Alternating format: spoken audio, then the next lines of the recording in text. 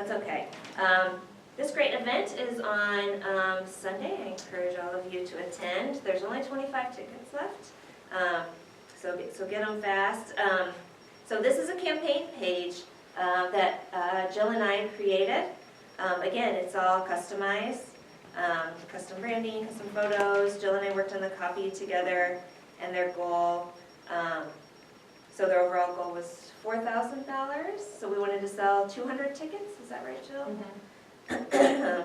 Jill and I worked on the copy over here. So the event is at Green Star this Sunday. Do you want to give a plug for the event, Jill? Another plug? I think you've done a very good job. Yeah? Okay. So you can see the recent contributors over here. And we can go and view all donors if we want to. So this is what a basic campaign page looks like. I'm actually going to go into our demo environment so I can show more data. I want to keep the Cancer Resource Center's data private for them. Here's another campaign that we're doing for the State Theater. This is in our demo environment. So I'll go ahead and make a donation so that you guys can see the donation flow. Again, it looks kind of similar to what we were looking at before for the Cancer Resource Center, but you know, it's all custom branding. So the Cancer Resource Center, as anybody who's been there knows, they need new bathrooms really bad. So they're trying to raise money for that. You mean the State Theater? Oh, what did I say? The Cancer Research Center. Oh, I did? Our Sorry. bathrooms are fine. You may need bathrooms too. Okay. I'm If you gonna... want to donate for bathrooms. All right, so I just clicked to donate $25. Again, the custom branding stays throughout. Enter in my information, watch what happens. Got some fancy logic here. It identifies that it's a visa. And watch this other fanciness.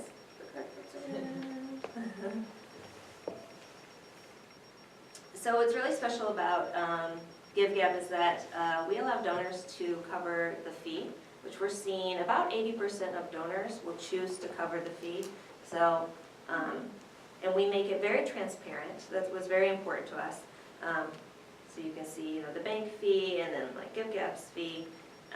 So yeah, like I said, about 80% of people are clicking on this button because they want to make sure that their full intended donation amount goes to the nonprofit.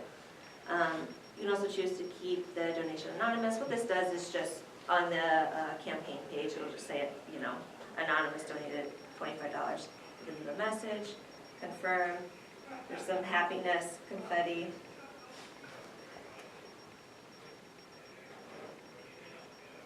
And there's my confirmation page. And I will get an email back, as Charlie mentioned, that, you know, that email right away is very important. I mean, I think it's something that everybody just expects. You know, when you make a donation, you expect to get that email back right away. My email's open. Let it come through.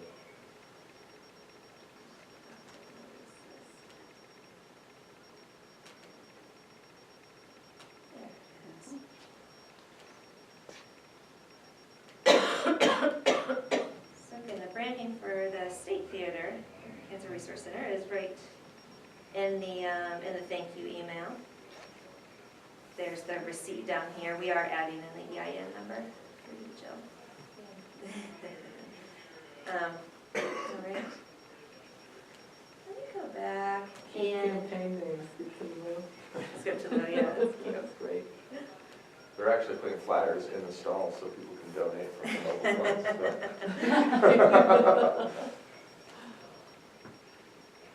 I just wanted to show off a volunteer opportunity too, so people get an idea of what that looks like. So you guys are looking for a client support volunteer, maybe? Sure. Yeah. Date is an ongoing opportunity. Times, you can contact the coordinator for times. Location, contact Sharon. So yeah, this is just a basic volunteer opportunity. I just wanted to show that off since, you know, that's another big part of the site. Let me go back to the State Theater. I wanted to show you guys around the admin dashboard just a little bit.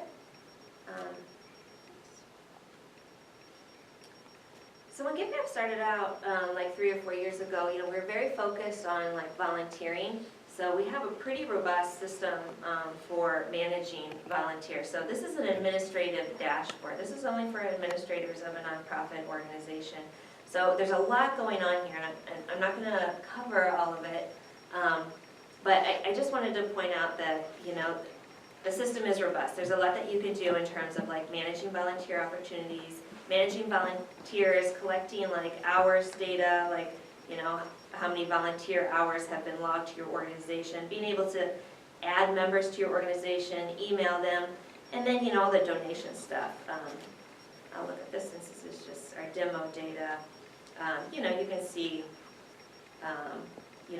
detailed data about who's been making donations, where the fees are going to, what campaign, and you can export this data to a CSV and, manipulate it and load it into your donor management software. Yeah, go ahead. So from a development department perspective, if we need to process internally these donations to make sure we get our things out in, tax forms, how would we get that information? So if somebody made a donation, like you just want to like at the end of the year. Oh, no, so, we're gonna be doing this campaign starting next week for PRI for the Camp Scholarship Program. So, Okay. so say we have the Maple Fest and we kick it off, and so then my gift manager, Georgia, Right. she traditionally with non-crowdfunded gifts, other sorts of gifts, makes a thank you call within a week and sends out a thank you letter. We have a very established protocol for processing gifts Right. that come in traditional formats. So Right. this is going to be something completely different from what we've done in the past. Right. So we collect, I don't know if you noticed, when we went through the donation flow, we only ask for a donor's email address. We don't ask for their phone number or their address, their mailing address. So this is something that's very different than I think what a lot of nonprofits are used to doing. Like, this is a whole new space. And the reason that we don't ask for all that information is that some studies have told us that like the more information you ask for, like, people might start to drop off. So if we present some big long form, when somebody's getting ready to make their donation, might start filling it out, get bored, or might leave. So, our goal was always to make it like, short and sweet and simple, get people in and out before they even realize they donated. So an email thank you. An letter email would thank be you, sufficient. right.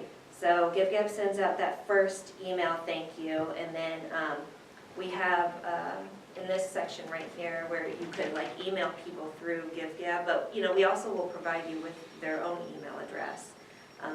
So in case you wanted to send out that thank you somewhere else.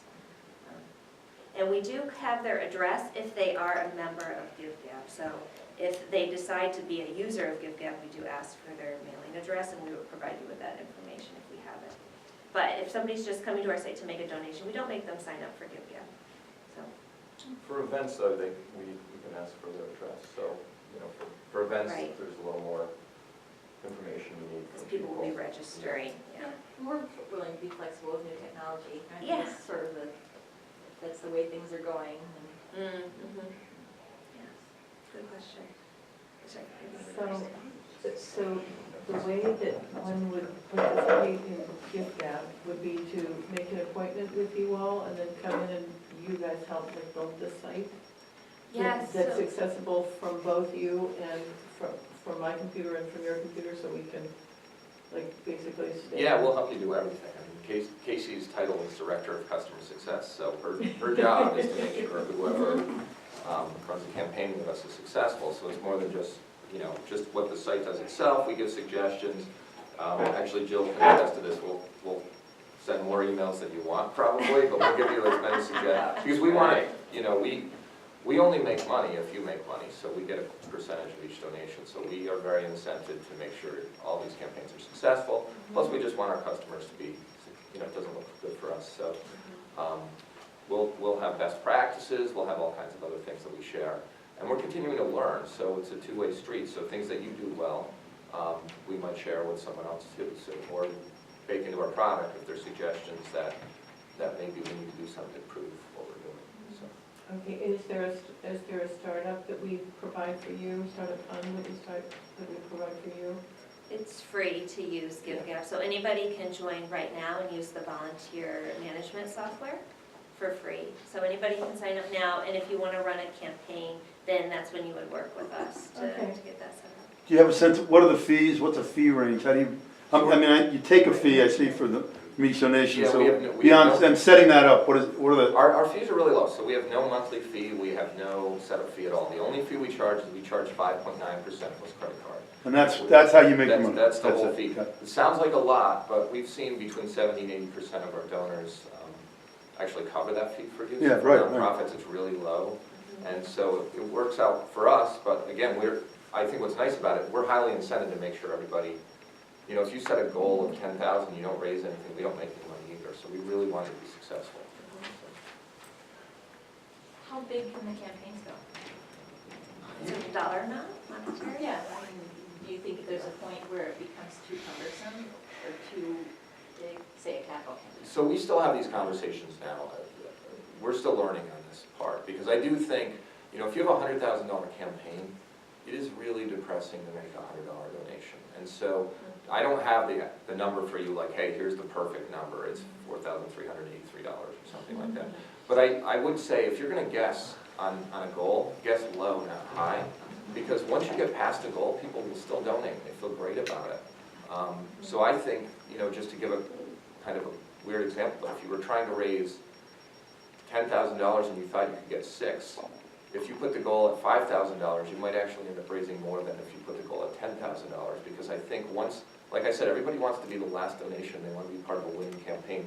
So you'd be surprised how many people donate to a campaign that's already passed its goal, because they've guaranteed that they're part of a winning campaign, and so when in doubt, make it lower. The campaign will be successful, that the toilets will be implemented and the thing will happen, whatever.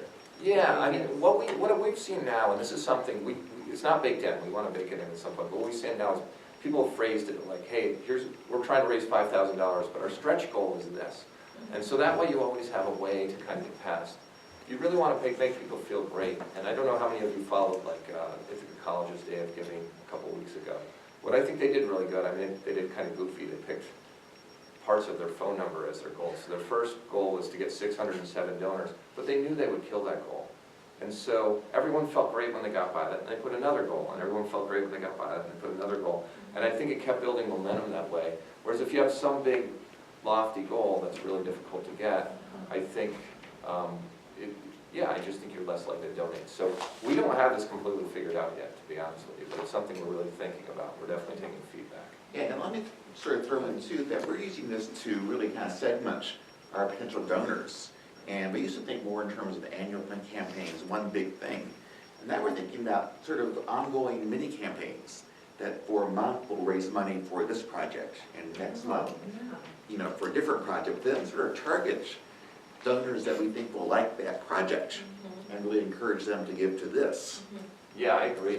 What you guys have done great, I think, is you've broken up multiple campaigns, and so there's people are afraid to do that because it does take more work to have multiple campaigns. It's easier to just have one, but it feels like you're part of something and you can segment who you're targeting. Right. Right now we have, we just started adding donations in December, but based on kind of the reservations of what people already have, we're averaging about 5.2 campaigns per customer. So I think nonprofits are saying this is the way to go. You're saying it's better to have 5 campaigns than one big campaign. Do you think you'll be moving towards sort of a plug-and-play CMS type setup, or do you plan on continuing that we would meet with you and you set it up?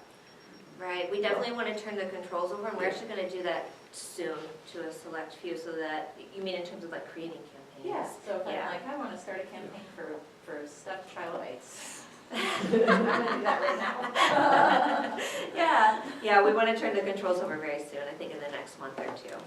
Yeah. I think our goal right now is May to have that just wide open for everybody. And so we're not, we're still kind of developing our product. I think it looks great on the front end. There's some stuff that would be I think it would be confusing for people to try to make it themselves right now. And we want, one of the things that we're really proud of is we try to make everything as easy and fun as we can. And so the campaign setup has to be that way before we kind of like release it to the wild. Otherwise, I think people would be, we want people to be happy with this. But the other great thing about what we're doing right now is we're kind of forcing ourselves to interact with people personally. Because we want, like I said, we want it to be a two-way street and keep learning, so. But ultimately, yes, it's going to be, we're going to let people set up their own campaigns, definitely. Yeah, I'll just add on to that and say that we've learned so much from the nonprofits that we've been working with, specifically the Cancer Resource Center. Jill comes in weekly, every other week, and gives us great advice. So I think we're really proud of that too. So like we didn't build out the platform based on what we thought, we were taking advice from the experts and how we should do things, and we still continue to do that because we want to build a platform that, is going to make nonprofits' lives easier. And that's been really great for us too, because if you deal with a national company, this is their package. And with us, we say, if they tweak it this way, it'd really help. And we call you up and it's done. And we love that. That's great. The other advantage of this system also is that we get a lot of people that raise money for us, and they don't have access to, technology like this, like the skating campaign that we're working on is just a college student that wanted to raise some money for us. So this really helps her because she didn't have a way to circulate the registration forms and ask for donations and stuff. And so this is really new for us also and is working great. Yeah, and I think it worked out great for Jacqueline. I mean, a college student, she wanted to take the initiative to put on this show and raise money for you guys. It was really great. All right, I think you had a question. Yes, my question was about the volunteer recruitment and using that as a platform. We have an upcoming event and we'd be interested in like maybe 100 volunteers or so. Is there a limit to the amount of volunteers you can coordinate on it, and how do they sign up for it? How does it work on that end? Right. I think Charlie's going to go into some of the volunteer stuff more this afternoon, but there's no Oh, limit. great. Yeah, you can have as many as you want, and one of the things we really, all the volunteer management piece for nonprofits is completely free.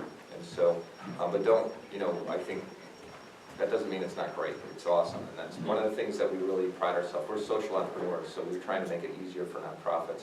And so on the volunteer side, we try to give the best possible things that we can give to you, and make it free, and that also just helps us as far as, of course, we get more customers that way, because people jump on, they start using volunteer management, and then they almost always eventually run a campaign or ask us to run a campaign, and so it works out for everybody. But there's a lot, we have, I think Michigan State has 3,000 or 4,000 students that are on their site at any one time, so there's, you could have thousands of volunteers, and it works fine. And we have a mobile app that makes it really easy for people to search for volunteer opportunities, so they can just pop on, look for them really easily. Once people have kind of followed you on GiveGab, they're going to get a weekly update every Wednesday that's going to let them know all the things that's happening at your nonprofit. So anything, if you put in a new volunteer opportunity, it'll let them know. If you've created a campaign, it'll let them know. And so that does two things. One, that helps people that maybe otherwise wouldn't know about volunteer opportunity to say, hey, this is great. And so you might get someone who donated, see a volunteer opportunity, which we actually had one of our campaigns, they did with 100 donors and 108 new followers. And the next volunteer opportunity they posted, they actually got 8 of those donors volunteered for that opportunity, so it really helped kind of the engagement piece. And then I just think it's natural stewardship, because even if they never volunteer, again, they need to think, hey, these guys are doing something with the money I donated to them, so I feel great about them. So next year when they ask me again, even if I don't read every update, I feel like they're competent and I'll give them my money. But the volunteering is a nice complement to your donors. Like, instead of asking them for money every few months, maybe asking them to give their time, asking them to volunteer. It's just another engagement piece. This is something we'll cover after lunch. There's going to be a whole volunteer recruitment that Charlie will be showing a lot more of what GiveGab offers. But I would like to say thank you for coming. Casey, Charlie, Bob, Jill.